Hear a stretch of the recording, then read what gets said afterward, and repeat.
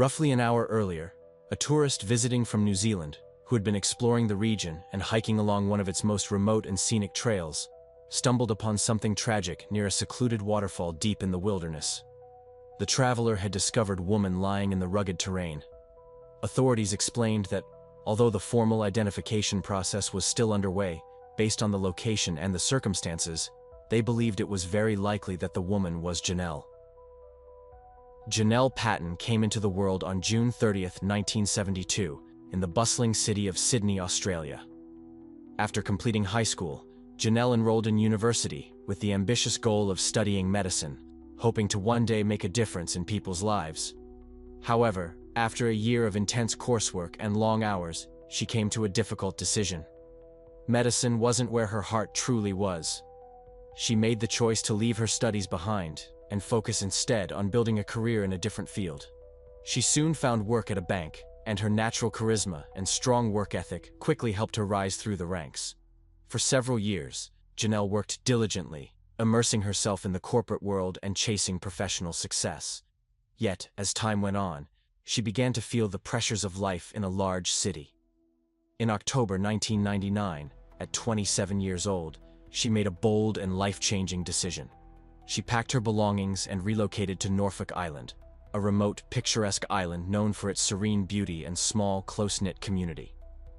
The move was a fresh start, an opportunity to leave behind the chaos of Sydney and embrace a simpler way of life. Janelle adapted quickly to her new home. She secured a job at a local hotel and soon became familiar with the island's residents, many of whom lived there for generations. On Norfolk, neighbors looked out for one another, and because of its remote location, everyone made an effort to get along. Crime was practically non-existent, and for Janelle, it felt like a safe and welcoming place to call home. By March of 2002, Janelle had been living on the island for about a year and a half. She felt settled, and for the first time in a long time, she was truly happy.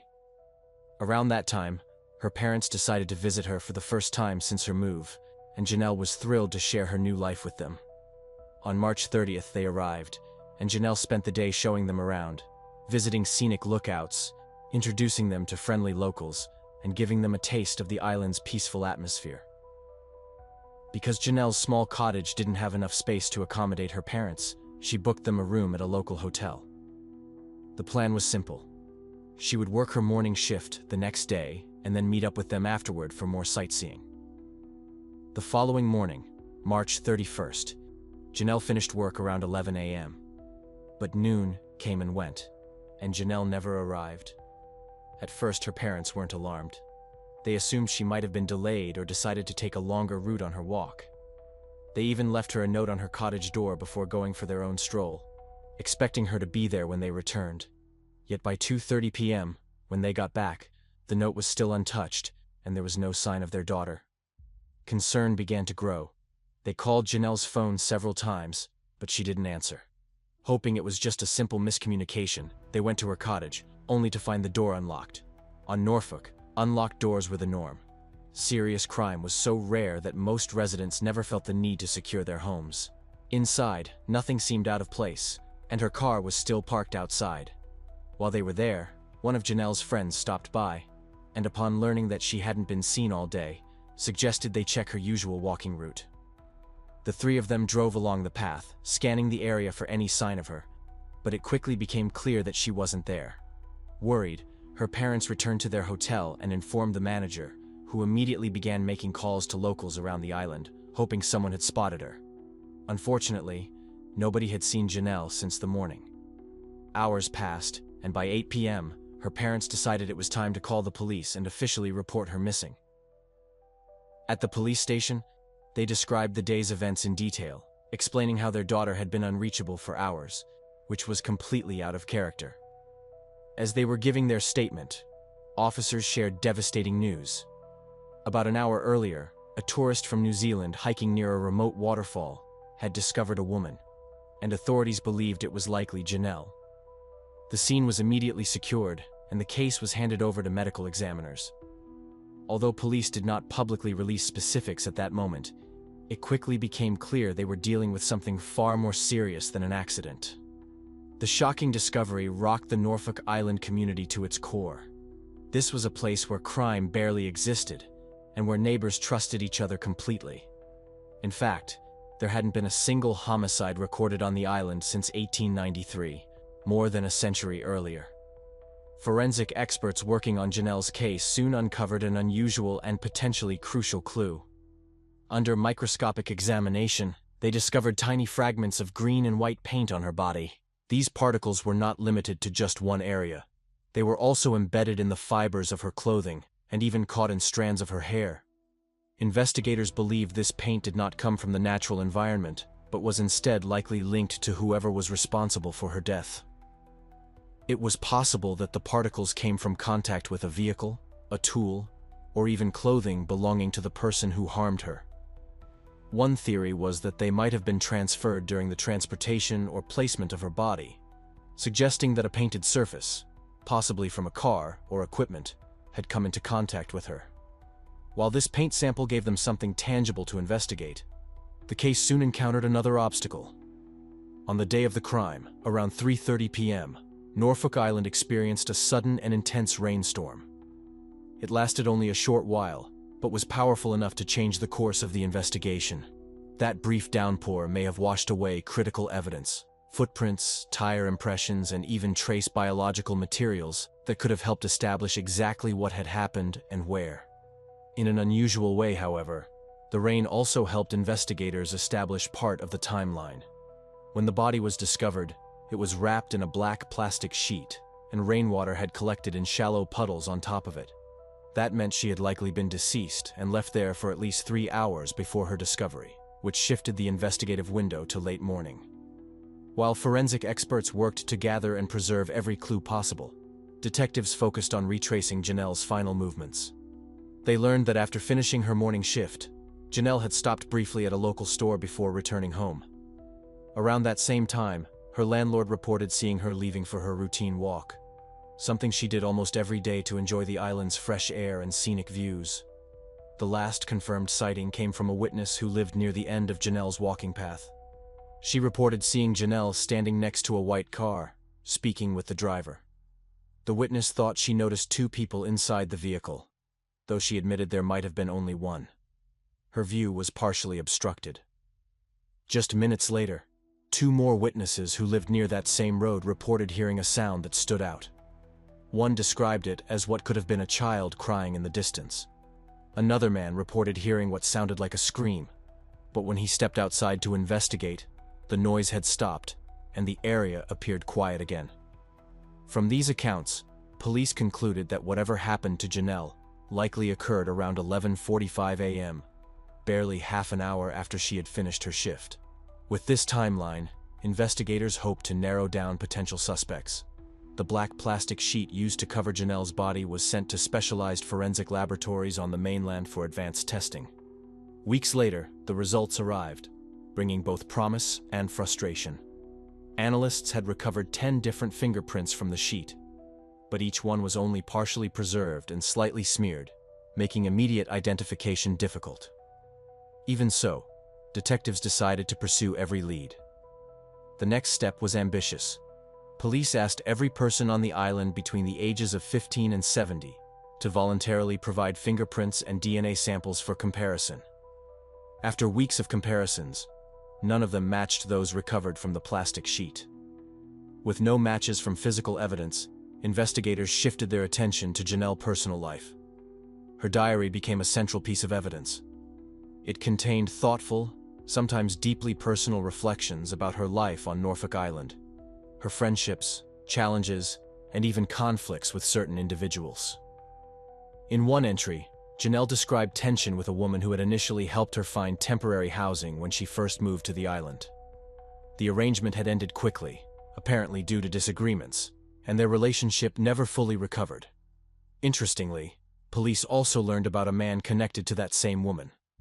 Witnesses recalled an incident in which this man had allegedly threatened Janelle in public, raising immediate concern among investigators. After her death, his behavior grew even more suspicious. He reportedly asked a friend to provide him with an alibi for the day of the crime, even though they had not actually been together. When questioned about this, the man offered no clear explanation.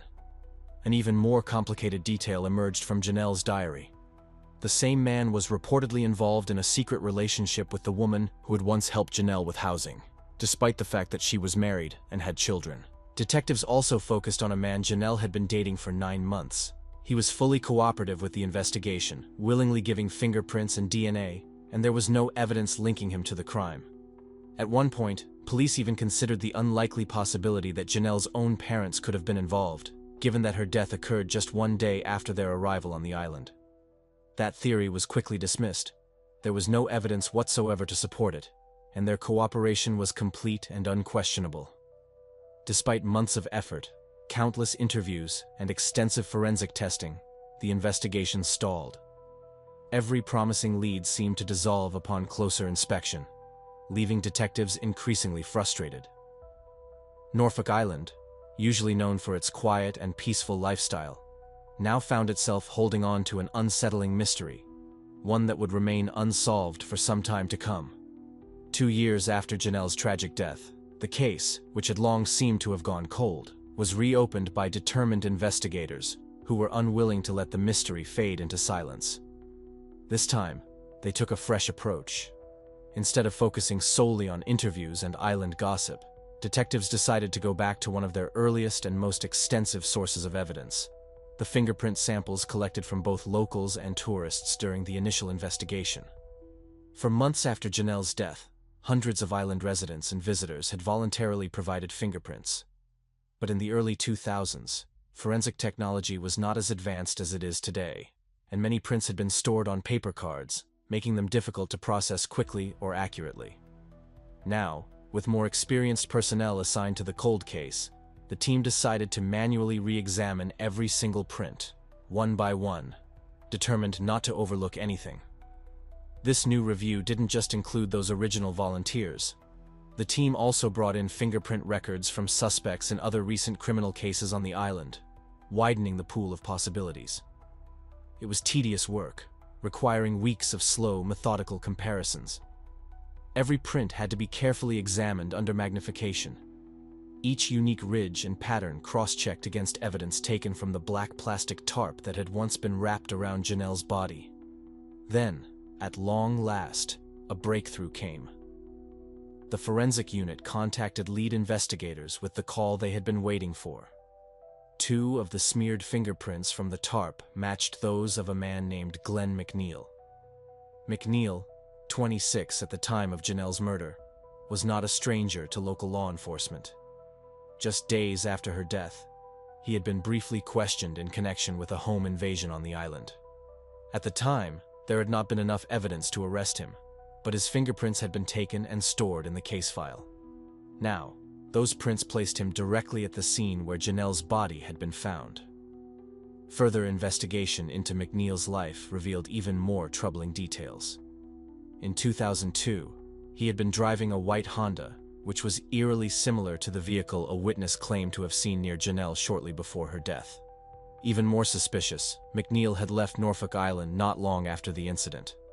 Originally from New Zealand, he had moved to Norfolk with his wife in 2000, where he worked as a chef. However, around the same time he left the island, he and his wife divorced. By the time detectives identified him as a suspect, McNeil was back in New Zealand, remarried, and raising 2 young children. His new life in another country made it difficult for investigators to immediately bring him in for questioning. Still, police weren't ready to stop. If McNeil had left the island, it was possible that his car had not. Locating the white Honda became a top priority because it could potentially hold physical evidence tying him even more strongly to the crime. Before long, investigators got lucky. The car was discovered abandoned on a private property near McNeil's former residence, neglected and partially overgrown with weeds. The Honda was immediately secured and sent to a forensic lab. Alongside the car, investigators obtained a warrant to search McNeil's former house, hoping that some trace evidence might have been left behind. Their efforts paid off in ways they hadn't anticipated. Inside the Honda, forensic experts discovered traces of both white and green paint, which matched the microscopic paint particles previously found on Janelle's body and clothing. Even more intriguing were several shards of glass recovered from the car, as well as from McNeil's former home.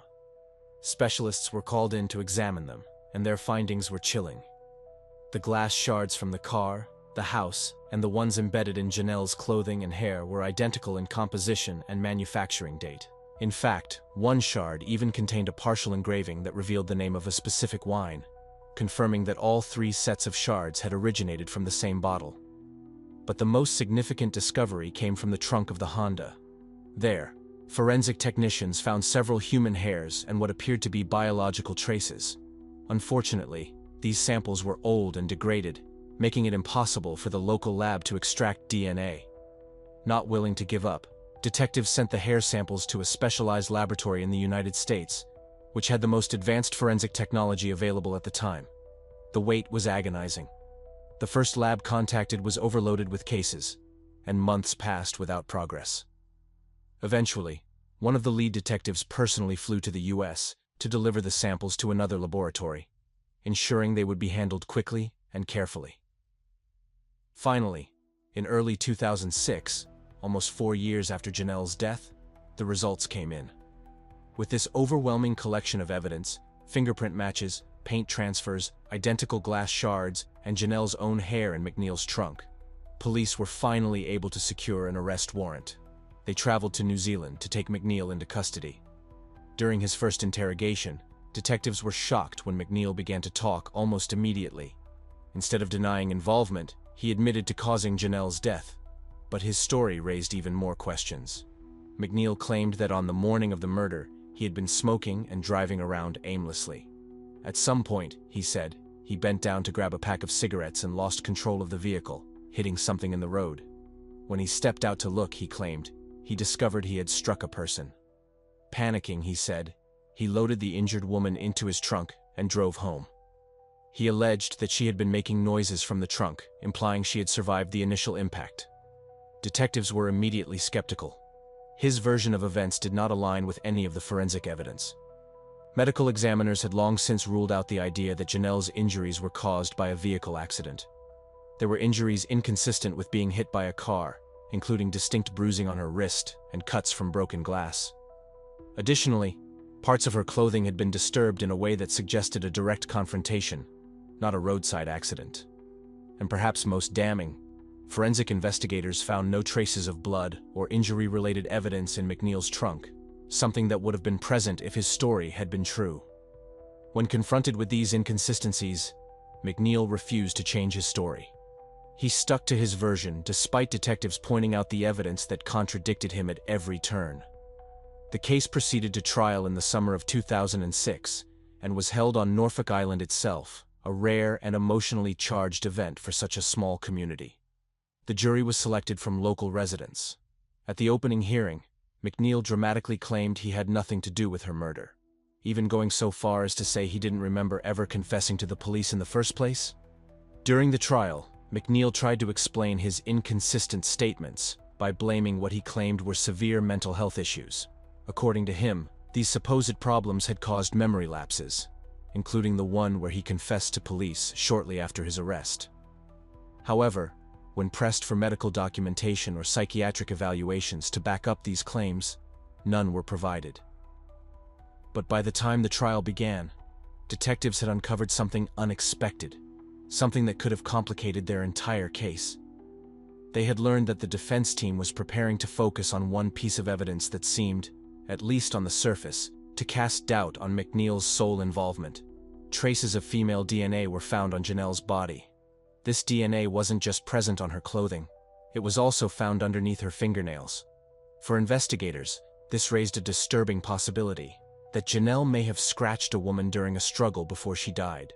If true, this could have pointed to the involvement of another individual, potentially even a female accomplice, and risked giving the defense ammunition to suggest McNeil was not the only one involved, or perhaps not involved at all. After McNeil's arrest, detectives worked hard to re-interview everyone connected to both him and Janelle, trying to determine if there was any relationship or hidden history between them. It was during one of these interviews that one of Janelle's close friends recalled an unusual conversation. Just 2 or 3 weeks before her death, Janelle had casually asked this friend if she knew a woman named Alicia, and her husband, Glenn McNeil. The friend had replied that she didn't know them personally, but had seen them around the island. Janelle hadn't explained why she was asking, and quickly changed the subject, leaving her friend puzzled but not particularly concerned at the time. This same friend also recalled something else, something she had never thought to mention until detectives specifically asked about McNeil and his wife. On the day of the murder, she had been working her shift at a hotel and had seen Alicia outside the building. According to the friend, Alicia's behavior had seemed unusual. She appeared nervous, even shaky, and was covered in what looked like some kind of reddish substance. When asked if she was okay, Alicia quickly replied that it was just paint and walked away without further explanation. At the time, the witness didn't connect the incident to Janelle's murder. After all, on a small island, residents often worked on home projects or renovations. Only later, when detectives questioned her about McNeil and Alicia, did the memory take on a much darker tone. Alicia herself was called to testify in court. Calm but firm, she denied having anything to do with Janelle's death, insisting that she had no knowledge of or involvement in the events of that day. Despite the curious incident described by the witness and the DNA evidence that could have indicated another woman's presence during a struggle, prosecutors were able to present a strong case built primarily around McNeil's own fingerprints, the forensic evidence from his vehicle, and his suspicious behavior following the murder. McNeil, for his part, stuck to his story, claiming no involvement and insisting he couldn't even remember confessing to the crime in the first place. But the jury was ultimately unconvinced. On March 9, 2007, after deliberating on all the evidence, they found Glenn McNeil guilty of the murder of Janelle Patton. The court sentenced him to 24 years in prison. Even as the case officially closed, suspicions remained.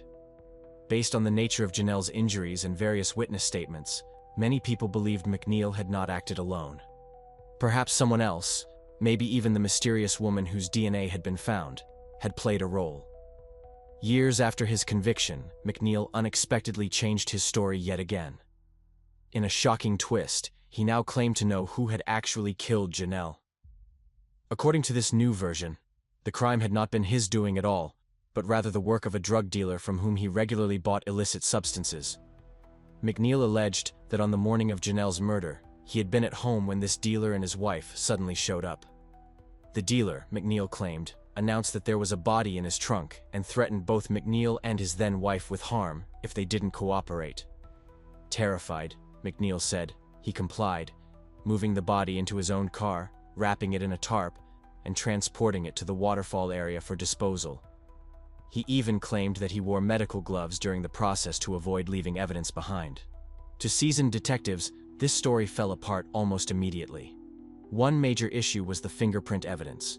McNeil's prints had been clearly identified on the tarp that wrapped Janelle's body. If he had truly worn gloves as he claimed, those prints would not have been there. He also told investigators that he had buried the gloves in his yard after disposing of the body. But when police conducted an exhaustive search of the property, they found no such gloves, nor any evidence that they had ever been buried there. Despite these obvious flaws, McNeil clung to this new version of events, portraying himself as an unwilling participant in a crime carried out by others. Over time, even more outlandish theories began to circulate in the media and among armchair investigators online. Some believed McNeil had been part of a much larger conspiracy involving multiple individuals. Others speculated that an unknown third party, perhaps a figure from the drug world or even organized crime, had orchestrated the murder. One particularly sensational claim, heavily promoted by certain tabloids, suggested that Janelle had secretly been working as a police informant and that her death had been an act of retribution. On February 1, 2024, after serving a portion of his sentence, McNeil was granted early release from prison and deported back to New Zealand. He now lives under supervision while on probation, but is, at least technically, a free man. Despite all the years that have passed and his shifting versions of events, McNeil has consistently maintained that he was not solely responsible for Janelle's death, and has hinted that other people were involved. Whether he will ever fully reveal what he claims to know, or if there is any truth to his many conflicting stories, remains uncertain. For now, the question of what truly happened to Janelle Patton continues to haunt both Norfolk Island and everyone who has followed this tragic and perplexing case.